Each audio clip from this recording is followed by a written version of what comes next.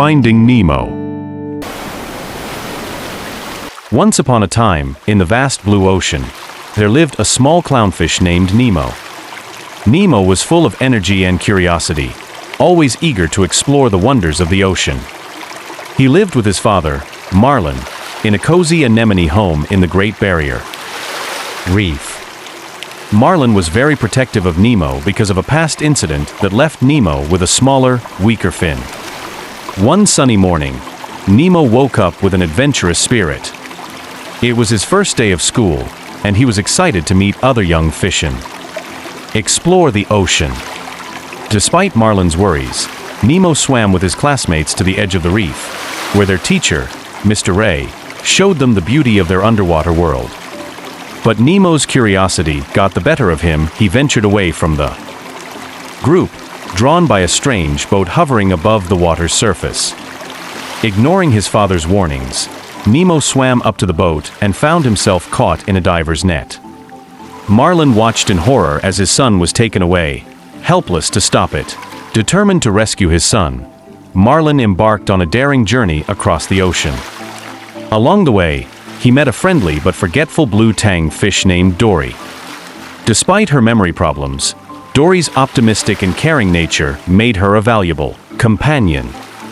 Together, they faced numerous challenges, including encounters with sharks, jellyfish, and a vast swarm of seagulls.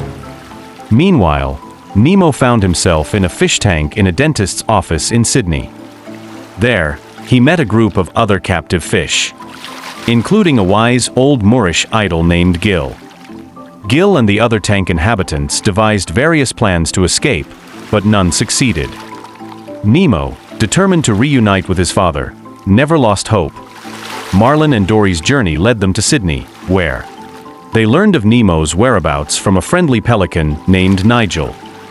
In a daring and heart-pounding sequence, Marlin and Dory, with the help of Nigel, managed to reach the dentist's office. Just as they arrived, the dentist's young niece, Darla, was about to take Nemo home in a plastic bag. In a brave and clever move, Nemo played dead, causing Darla to drop the bag. With the help of his tank friends, Nemo escaped down a drain leading to the ocean.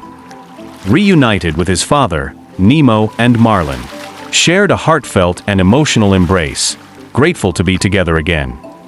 Their adventure taught Marlin to trust his son and allowed Nemo to prove his bravery and resourcefulness. Back in their cozy anemone home, Marlin became more relaxed, letting Nemo explore the reef with his friends.